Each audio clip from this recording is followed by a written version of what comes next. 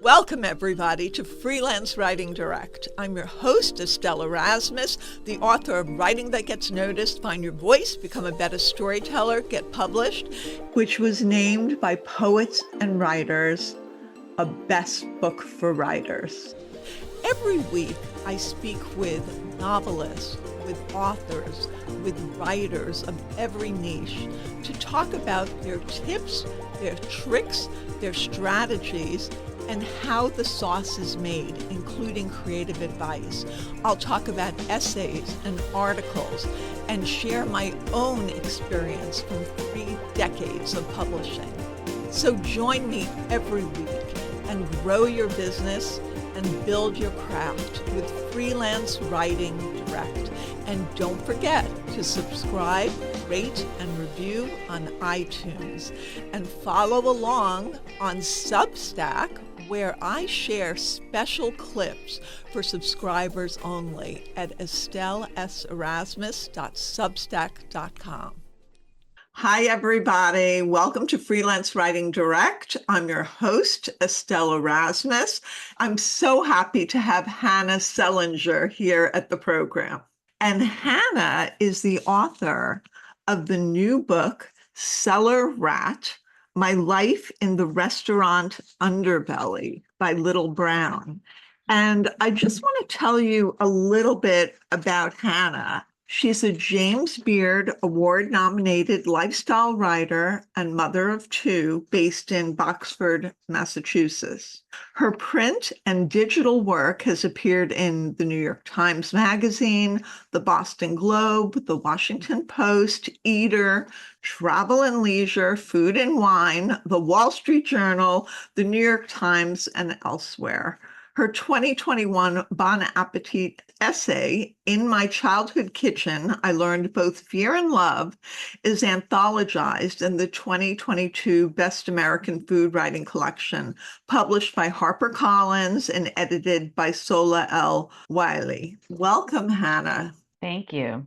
So, Hannah, let's get into it. Let's get into Cellar Rat. Great title, by the way. I love that title. Thank you. This all started, I know you've been doing food writing for a while, and you started out as a waitress and then a sommelier. You moved very quickly up the ranks, and you've worked with all these top people. But what happened a couple of years ago, David Chang came out with a memoir, and you wrote a piece for Eater, Life Was Not a Peach, which talked about your experience then working under him or with him, however you put it. And is that what sparked the interest in more of an excavation into your whole journey? Yeah, so it was sort of twofold. One thing that happened was that Peter Meehan, who had been at the time the food editor at the Los Angeles Times, had stepped down after allegations of harassment. And that happened in the summer before Dave had published his memoir. And so I had started thinking about my own relationship with Dave, which was sort of congruent with Meehan's rise in the food world. They were friends. And I was thinking about accountability and how Dave had not really been held accountable for what he had been doing. So I started working on a piece knowing that Dave was set to publish his memoir in September of that same year, and started talking to a bunch of different people about it and ended up with Eater. As Dave's book came out, I knew that this essay wasn't going to happen before his book came out. And so we kind of reframed it to be kind of a response to his book. The essay came out, it got a lot of critical acclaim, and it also went viral. And after that, after it was nominated for a Beard, there was sort of broader interest, both in the topic as sort of toxic restaurant culture was coming into the foreground, and also multiple agents sought me out and asked if I wanted to pursue the idea as more of a long form. Not that the essay at 6,000 words wasn't already long form, but as sort of a book length idea. And I realized I had more to say. The restaurant industry has had so much transformation or revelations in the past few years. also concurrent with the whole Me Too situation. I mean, look at Mario Batali. I used to love his restaurants. The fact of the matter is, like, there's been so much change, and you're now reporting almost in the way that Bourdain used to, right? He used to talk about some of the stuff going on in the industry. Yes, obviously at a different moment in time because, when he was coming up in 2000, I think Kitchen Confidential was published. That was sort of this era of like the old boys club, this jovial moment of kitchen joie de vivre. Like everyone was sort of like, wow, look how fun kitchens are, look how great they are. I'm coming at it from a different angle, which is almost this peeling back of, well, look at all the things that we don't talk about in kitchens. Like, look at what's going on. Look at the people who are susceptible and vulnerable and their stories that we kind of aren't talking about. Yeah. After I read Kitchen Confidential, I literally stopped ordering mussels. I wonder what people are going to do when they read yours and they now know the underbelly. What do you think will change with people's attitudes? I'm not operating under any delusions that one single work changes an industry. I think my hope is that all stories push to make industries better. When I came out with the last piece that I wrote, I think it was impactful in that it made chefs more real. We've lionized a lot of these people and we've made them sort of idols and untouchable. And I think my hope is that they're not gods, they're human beings. And when they do harm to people in the industry, they need to be held accountable. And I still am pushing for that same level of accountability that I was pushing for 4 years ago when I came out with the first piece. Yes. And is there union support for, the underbelly people, the people who are not the marquee names? Is that any kind of support? Restaurants are largely not unionized. The way it works is like if they're affiliated with a hotel, they are unionized. Certain groups are unionized. I've worked at one of the restaurants that I describe in the book, the one that was at Rockefeller Center that I worked at was a unionized restaurant. But for the most part, particularly in a state like New York or where I now live, Massachusetts, these are at-will states. So anyone working in these restaurants can be fired at any time for any reason. You don't have to be doing your job poorly, even. I think, part of this is advocacy. We want to see better working conditions and we want all of these people to have better livelihoods. And I think that's really what we're working toward. Not only did you call out some men in your book, marquee names, you called out some women. You were like unequivocal with, how calling people out. It wasn't just protected if you're a woman. If you're a woman and you're not treating other women well, they were named in your book. And I'm not going to give all of that away. We know the big names that you named. That's very clear. But yeah, there's even more. And people need to read that to find out for themselves. I think that's an important point. Some of it I think is sort of like that Patty Hearst syndrome, right? It's like you empathize with your oppressor.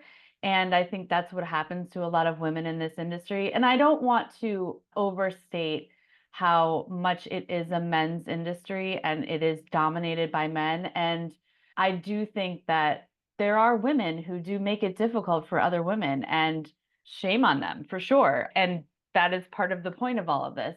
And it shouldn't be like that. Women should be supporting other women. I certainly try to do that in my own business. It's an important part of my practice. And so, yeah, I have called them out and I will continue to call out women who don't support other women. What do you see happening after your book comes out, like from people in the industry that you're calling out, and also the industry now having a spotlight shining on it in a way that maybe hasn't since the accusations about Mario Batali, and also before that, what Kitchen Confidential did? Immediate calls to my legal team. No. I think if you had asked me that 5 years ago, I would have sort of approached that with like trepidation and fear and been like, oh, like, I don't know what I'm going to get. Like, what kind of repercussions are in store for me? But the response to the Chang essay was actually a lot of empathy and a lot of like, oh, like that's also what I experienced. And oh, like thankfully someone is finally speaking up for things that are never talked about. And oh, like I don't have any power, so I was never able to voice that. I have very little fear going into this. I sort of have the sense that there will be more empathy toward these stories than opposition to it, because I think Yeah. more people will have experienced this than is currently in the public discourse. Yeah, and so the book is not just calling people out. It's certainly your story, but it's also your struggle to find yourself as a woman, as a professional, as someone who has something to offer. It's like, look at my struggle. Look what it took for me to get where I am today. I think I don't want to discount that either, is that, first of all, restaurant work is honorable work and is a real career path for so many people. And I don't want to take that away from anybody. And I certainly don't want to take it away from the younger version of myself who needed that work and who thrived in that environment for the time that I was there. It was exciting and passionate and interesting to me for a period of time. It was never like a final destination for me. It was just like what it was for when I was there. It was also problematic. Something can be more than one thing, at the same time. What I kind of outline as what I was going through, yes, certainly was probably unique to the period of time that I was living in. I was in my 20s. And if I went back and took a restaurant job at 44, I would have the clarity of mind to know that I was going home to a house that I own and a husband and two Right. children. And I don't have to get into the drama that I was living in because I have a whole other life. And that was my life. But also, it was a different time, and people were like allowed to say things that they really wouldn't be allowed to get away with, or maybe they would, but in a very different way. And I think there's this sort of permissive culture in restaurants that isn't permissive in a lot of other industries. And that's sort of what I was trying to get to also. Well, I will share something with you. When I was in my late 20s and I was working, trying to do my career during the day, I wanted to make more money. Publishing is notoriously bad paying when you're starting out. I don't think that has changed. And I saw there was a job at a local restaurant. And they said that they were looking for somebody to like be a hostess, like at night to help out, and they were going to do training. And so I went for the training, and the manager there like looked me up and down. And at the end of the training, he said, so I have to ask you. And I thought, what is he going to ask me? What did I learn? What did I do? How am I with customers? He said, are they real? I said, is what real? He said, are they real? And I said, they're real and they're spectacular. Yeah, the Seinfeld episode. And I never came back. But I thought to myself, how many women don't have that Right. luxury? Well, right. And, even in that prologue, I point to the privilege, right? That when my jobs failed, I had the option to walk away. I had a financial safety net. I had parents who were in a position where they could help me. I was also white. I'm cis het. I had a number of privileges that allowed me to fail and move on and fail again. Not everybody had that luxury. Yeah. And you also talk about your romantic life before meeting your husband. It was tied in. Obviously, if you're working almost 24/7, you're getting up, you're coming late, you're staying late, really, really late, and then going out afterwards. So you talk about really finding value in yourself through not feeling good in certain relationships. And I think that's important as well to show that evolution. I mean, you've been married for a while and have kids, you're a mother. Also, thankfully, did not meet my husband in restaurants, but for a while, that was the fulcrum. That was the only place where I met people. That was the only place where I socialized. That was my social boiling pot, right? That was the only culture that I knew. And what's crazy is that I had attended an Ivy League school, and like before that, my social milieu was like crazy intellectual English lit majors who like could tell you like the whole history of the world in 5 minutes. and, were extremely erudite and sophisticated, which is not to say that people who work in restaurants are not educated or sophisticated. But then to go from that background to then like, oh, well, what do we do after work? We go do cocaine and we drink a lot. That's a very different social network than let's go to the Met.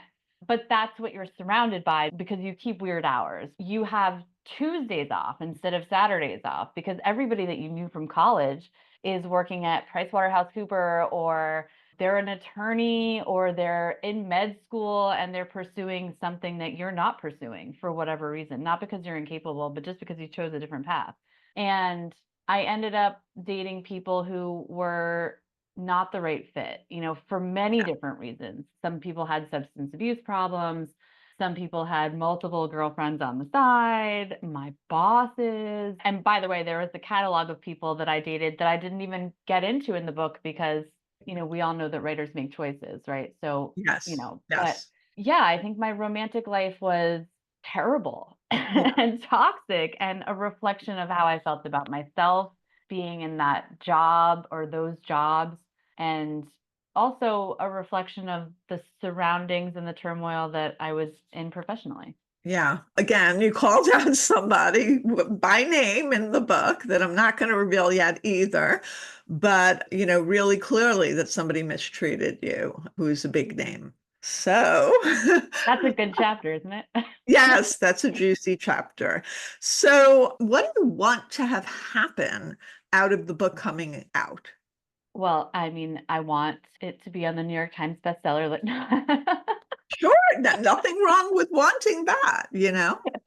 I think I would like a purposeful look at the architecture of restaurants and how we dine and how we treat people in dining. When I was in my 20s and early 30s, I was always pursuing the next most interesting thing.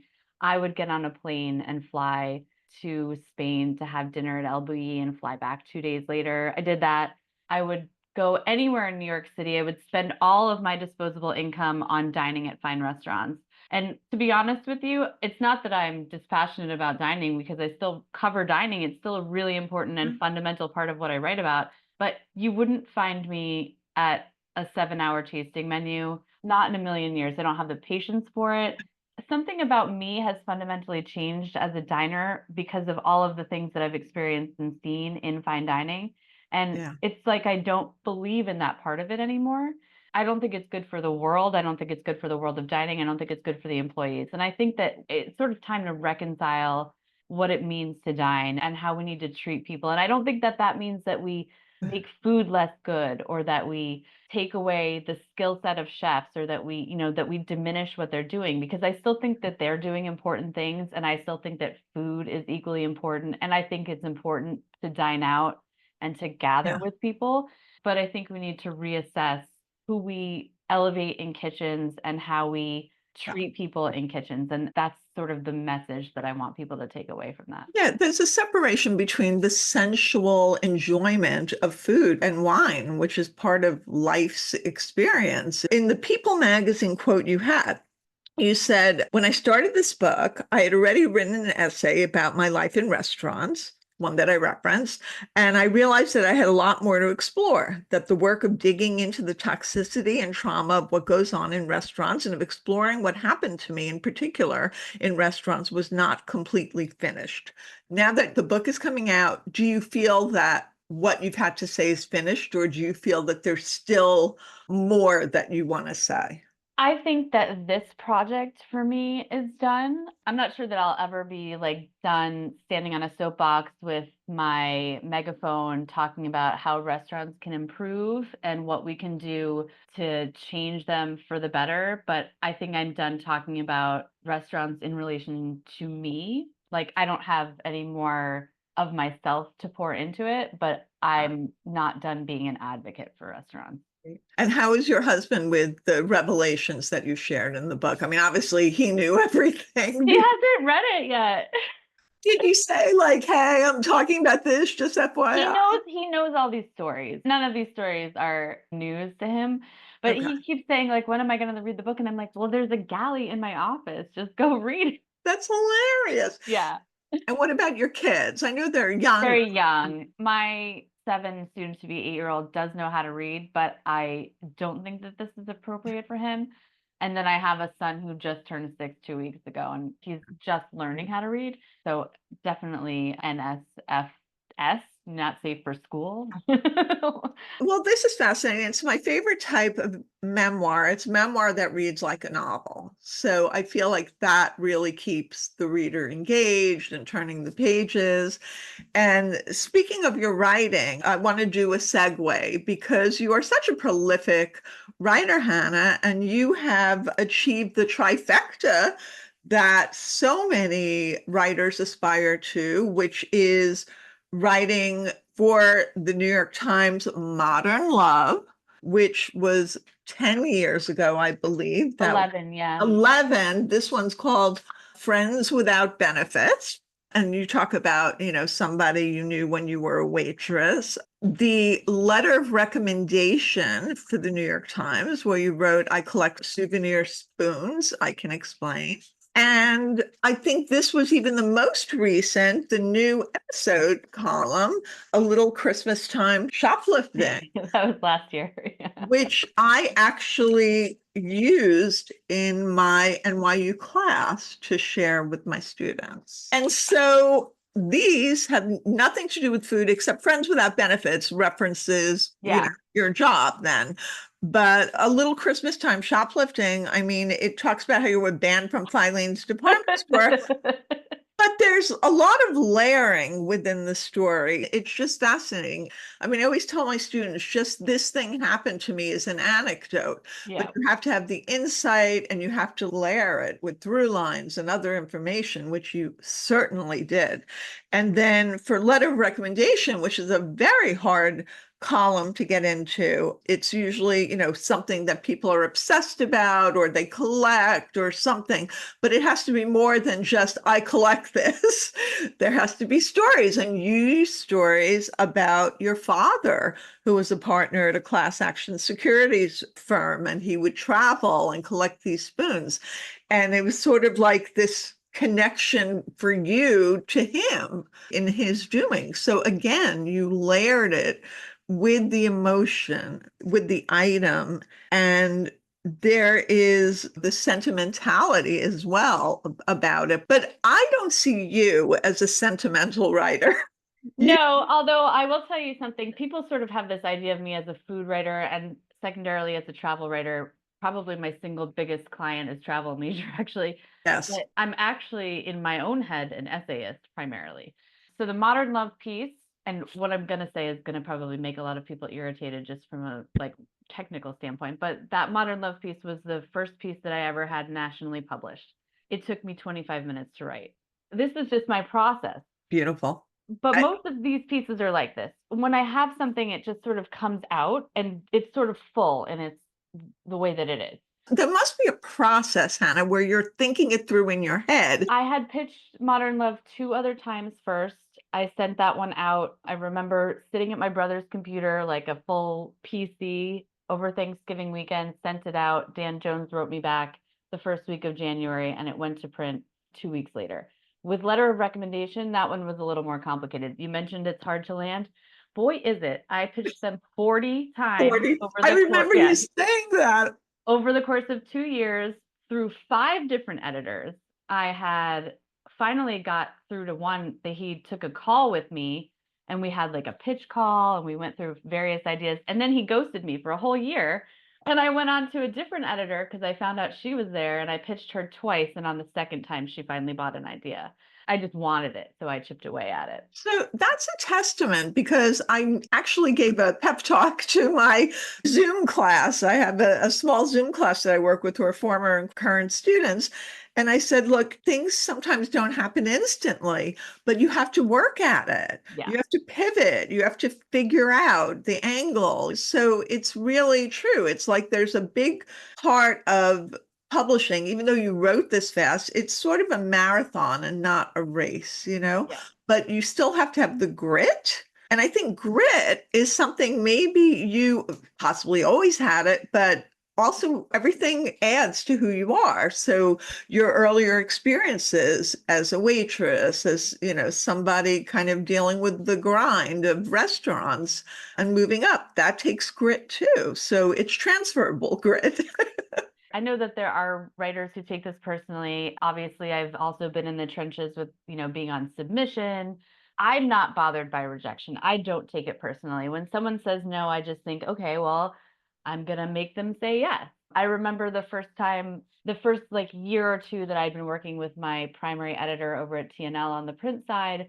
And I said, what is it going to take for me to get a feature through? And he was like, oh, well, it's very hard. Like, I wouldn't count on it. And I was like, okay, well, I will do it. And I think I pitched him a couple months later and I got a feature approved through the brass. And he was like, okay, well, that's very unusual. It doesn't usually happen. But since then, I've worked on multiple features for the magazine. And it was just a matter of like continuing to sort of say, here's an idea. Do you like it? Okay, what about this idea? Well, what about this one? So what's next, Hannah? Well, I'm working on another book. A memoir or I'm working on a novel, actually. And I want to do more long form work. And, all writers have sort of different ambitions. I always sort of want to keep rising in the ranks and improve. And I look for how I can make myself and my craft better. And I want to write more books and I want to write different kinds of books. And I want to be in this for the long haul, I think. That's wonderful. And you're going to keep doing your real estate and travel writing and food writing. I mean, what is your secret of organization to be so prolific? I don't pitch too much. That's one thing, because at this point I have established relationships. I know that I will reliably get a lot of the assignments that I pitch, so I try not to do too much of it, which is probably counter to what they tell you at the very beginning. I try to sort of manage my own schedule the way that I want. I take on coaching clients if, a lot of the time. That's one way that I organize some of the financial parts of it. And I will say that I benefit from being in a place in my career where I have the luxury of being able to do what I want, which not all writers can say that, but I don't know how this book is going to land yet, but I have good feelings about it. I think it will have good reception. And I have made a name for myself by doing hard work and, chipping away. And now I just sort of take on projects as I want them. And I have a big spreadsheet on my desktop that just sort of is like, this is due on this date. And that's great. Nothing too complicated. If the book becomes a movie or a series, who would you want to play you? I get asked this a lot. I have an idea in my head. I don't have any feelings about it myself, but I did ask this to a bunch of friends and my cousin, and I don't remember her name, but she's in like Fleischman is in Trouble. I think her name is Lizzie. She was also in Mean Girls. She plays like Janice in Mean Girls. You can look her up. She's like a little sassy. You know what I mean? I was thinking of the one who played, don't get this wrong, but the psychotic killer was Sandra Oh in the TV show. I like a psychotic killer. Well, this has been so great talking with you, Hannah. I really appreciate it. And I'm excited for your book and to keep hearing more from you. Estelle, thank you so much for having me on. Follow me at estelleserasmus.com on my website and on social media, which is Instagram, TikTok, and Twitter at Estelle S. Erasmus. And we're now on YouTube for Freelance Writing Direct. Follow along, and soon everyone will be reading what you're writing.